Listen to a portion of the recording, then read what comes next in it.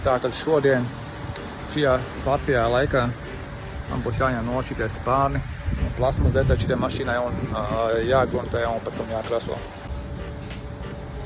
Šajā pusē vispār gaišs spārns, tajā pusē tumšs, bet citā krāsā.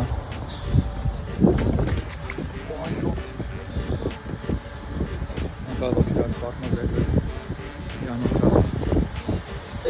Aizmugurē arī. Tad šeit vēl pirms process ir sācies, jā.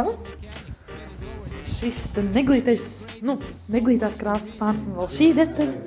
Kas tad? Jā, un šitie abīs man var ļoti labi redzēt, kad atšķirās spārni brutāli. Ļoti labi var redzēt. Viss būs ļoti smuki un forši. Paldies Reinim par šo darbu! Koši gandrīz bez numura aizbraucam, spārnu nav. Tos es noņēmu un to atpakaļ nācos ņemt no bagāžnieka un gandrīz aizbraucam bez aizbraucam. Tagad braucam paēst, nomazgāt spārnus, un iekšā viss netīri ir spārnu bagāžniekam paēst un ko vēl tur vajag. Pēdīsim uzsildīts plācanīši ar tīrām rokām.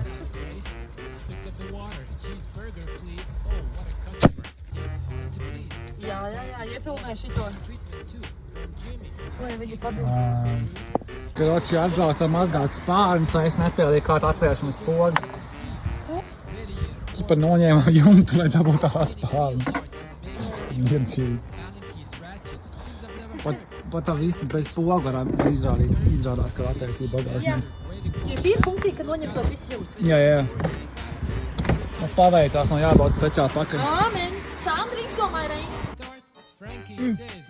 Mazliet mazgām nos detaļas, nos pāris šeit auto mazliet tādā. Labi, pagad. Parādīs kā mana mašīna, ka tagad izskatās. Pirmkārt ir moments. Nekur, jā, viss ir izņemts. Un šādi mēs smukulīši braucam.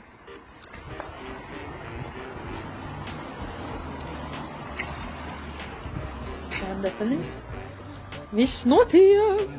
Strādā un spārni nomazgāt, kā redzat. Tas loģiski tikai augšās ir abiem roku jātur, otru jāšlāc. Tagad būs jānožāvē, jānotīra visi piķi.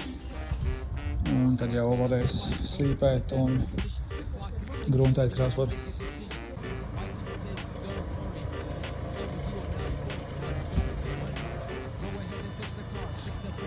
Tagad tā noskaloši vietas, kur ķipa stiprinās viss tās detaļas. Tad viss ir dublēns netīrs.